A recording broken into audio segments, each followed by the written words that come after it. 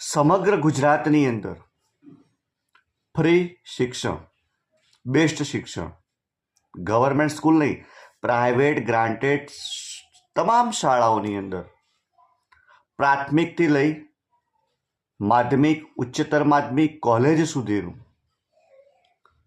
સારામાં સારું શિક્ષણ જો ફ્રીમાં મળશે તો ગુજરાતના બાળકોનો સારામાં સારો વિકાસ થશે.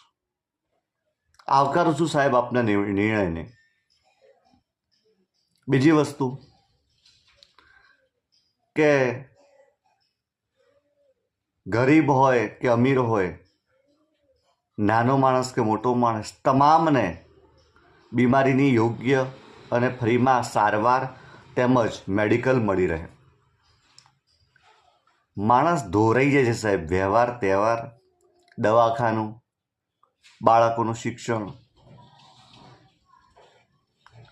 અને જેની પાસે આર્થિક ક્ષમતા છે એને વાંધો નથી આવતો.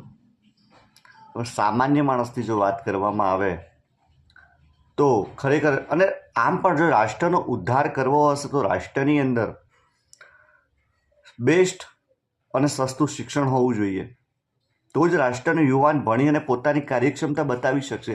બાકી ઘણા યુવાનો રાષ્ટ્રની અંદર એવા છે, દેશની અંદર કે રાજ્યની અંદર, કે પોતાની અંદર કૌશલ્ય તો છે પણ કૌશલ્યને બહાર લાવવા માટે, પોતાની બુદ્ધિ ક્ષમતાને બહાર લાવવા માટે એના વાલી પાસે પૈસા નથી હોતા.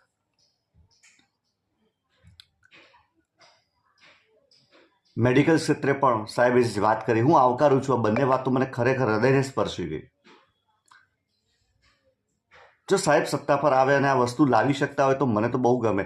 વર્તમાન સરકાર પણ જો આ વસ્તુ ઉપર વિચારી અને આ બાબતમાં આગળ વધી શકતી હોય તો એમના નિર્ણયને પણ હું આવકારું છું. હું કોઈ પાર્ટી કે પક્ષ સાથે મારે કંઈ જ લેવા દેવા નથી, પરંતુ કોઈના સારા વિચારો છે એ જો આપણને ગમે તો એને આવકારી લેવા જોઈએ. બીજી વસ્તુ કે સાહેબે વાત કરી બીજી, કે ગુજરાતની અંદર નશાખોરીના નામે જે દૂષણો ચાલી રહ્યા છે એના કારણે સામાન્ય માણસ પડીકીની આડમાં આવી ગયો છે. પોતાની ખિસ્સાની અંદર એક ફાંકી અને પડીકું રાખતો થયો છે. જેટલું પેલું નુકસાનકારક અને ઘાતક નથી, એનાથી 10 ગણું નુકસાનકારક અને ઘાતક એક પડીકી છે. સસ્તી છે એટલે ટોનિક પણ એનો એવો રહેવાનો, અને નશા માટે એ જ વપરાય છે સૌથી વધારે.